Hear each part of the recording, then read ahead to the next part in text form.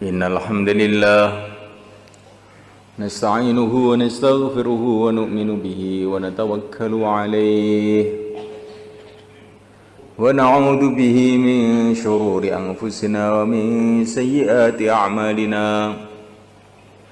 من يهديه الله فلا مضل له ومن يضلل فلا هادي له أشهد أن لا إله إلا الله وحده لا شريك له وأشهد أن سيدنا مولانا محمدا عبده ورسوله اللهم صل وسلم وبارك عليه وعلى آله وأصحابه والتابعين لهم إلى يوم القيامة أما بعد.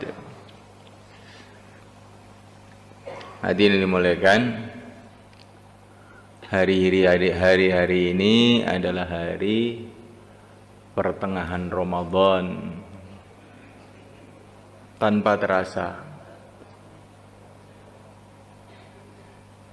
hari ganti hari, tahu-tahu sudah tengah Ramadan. Nanti tanpa terasa tiba-tiba Ramadan pun habis. Tanpa terasa umur kita pun habis. Pertengahan Ramadan ini dikatakan oleh yang mulia Nabi Agung Muhammad sallallahu alaihi wasallam sebagai hari-hari maghfirah, hari-hari pengampunan dosa. Maknanya hari-hari ini adalah hari yang sangat cocok untuk kita bertaubat kepada Allah. Taubat itu ada dua. Taubat dari maksiat kepada taat. Nah, ini taubat. Tapi taubatnya orang-orang soleh, taubatnya para nabi, taubat dari baik menuju lebih baik. Maka seluruh orang beriman diperintahkan oleh Allah untuk bertaubat. Wa tubu ilallahi jami'a. Bertaubatlah kamu kepada Allah semuanya. Ayyuhal mu'minun, hai orang-orang yang beriman. Ya ayyuhalladzina amanu tubu ilallah. Hai orang-orang yang beriman, bertaubatlah kepada Allah. Ini orang beriman yang masih suka maksiat, suruh taubat kepada Allah. Yang sudah senantiasa taat pun disuruh taubat kepada Allah untuk meningkatkan taatnya. Bahkan para nabi pun diperintah taubat. Padahal para nabi itu adalah manusia-manusia yang maksum, dijaga dari seluruh kesalahan, dijaga dari seluruh dosa.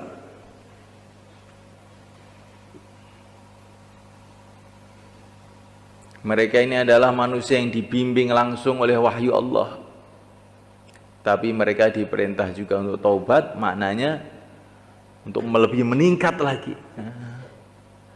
Baginda Nabi kadang-kadang satu majelis beliau mengatakan astagfirullah, astagfirullah sampai 70 kali. Maka kita ini orang-orang yang lemah ini lebih-lebih lagi berkewajiban untuk bertaubat. Taubat yang pertama, taubat yang berkaitan dengan iman. Kita harus meluruskan keyakinan kita kepada Allah, bahwa yang berkuasa itu hanya Allah, yang menentukan segala-galanya hanya Allah. Sehingga kita ini berharap hanya kepada Allah, takut hanya kepada Allah. Allah melihat kita 24 jam siang dan malam, di mana saja. Mendengar kita 24 jam siang dan malam. Melihat seluruh makhluknya. Jadi kita ini duduk di sini, Allah melihat kita. makhluk-makhluk yang lain yang di luar pun Allah SWT melihat mereka, yang di puncak gunung, yang di dalam langit, yang di atas langit, yang di surga, yang di neraka, Allah Subhanahu wa taala melihat semuanya.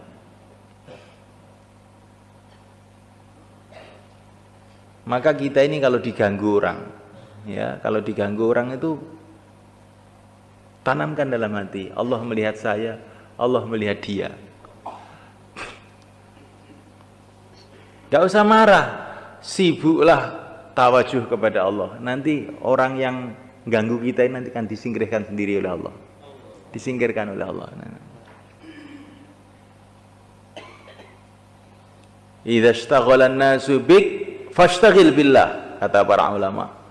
Kalau manusia sibuk dengan kamu, sibuk mengganggu atau sibuk memuliakan, sebetulnya yang menggerakkan mereka adalah Allah, maka sibuklah kamu kepada Allah. Tapi kalau orang itu dihormati orang, kemudian sibuk dengan orang, bangga dengan orang, lupa kepada Allah, maka rusak imannya.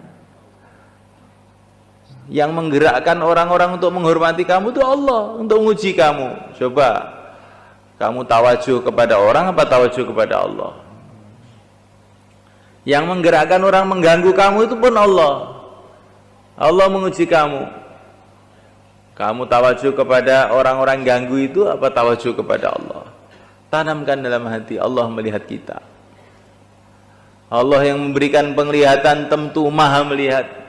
Allah yang memberikan pendengaran tentu maha mendengar.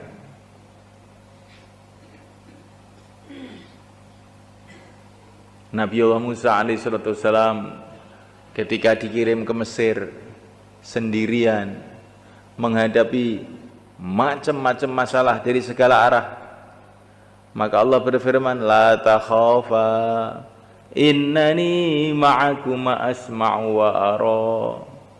Beliau bersama Nabi Harun, 2 orang aja. Hai Musa, hai Harun, jangan kamu khawatir, aku mendengar kamu, melihat kamu, bersama kamu. Dikatakan oleh Al-Imam Asy'arani rahimahullah, selagi orang itu merasa Allah bersama saya, Allah melihat saya, Allah mendengar saya, Allah bersama saya, Allah melihat saya, Allah mendengar saya, Allah melihat seluruh makhluknya, Allah mendengar seluruh makhluknya. Selagi dalam hati orang itu ada begitu, seluruh dunia nggak akan bisa menghancurkan dia. Ini bentengnya orang beriman itu begitu. Kapan orang-orang itu bisa nginjak-nginjak orang Islam? Ketika orang Islam dalam keadaan lalai, tidak merasa bersama Allah, tidak merasa dilihat oleh Allah, tidak merasa didengar oleh Allah, maka Allah datangkan setan, datangkan orang kafir, datangkan musuh-musuh Islam untuk nginjek-nginjek orang Islam. Maka kita ini harus taubat.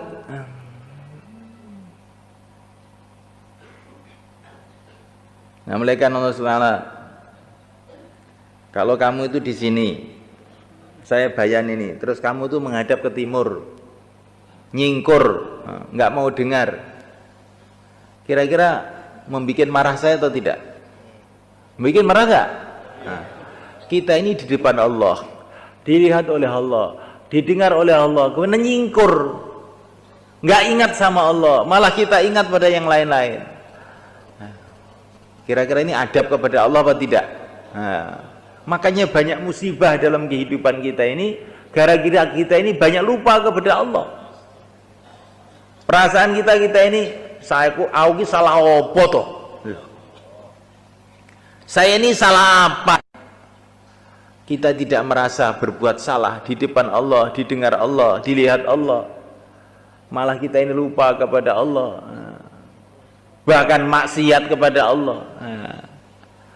Maka ini harus kita taubat kepada Allah. Bagaimana hidup senantiasa merasa didengar oleh Allah, dilihat oleh Allah, bersama Allah, senantiasa taat kepada Allah. Inilah yang harus kita usahakan dalam pertengahan Ramadan ini dan dalam seumur hidup kita, insyaallah malaikat.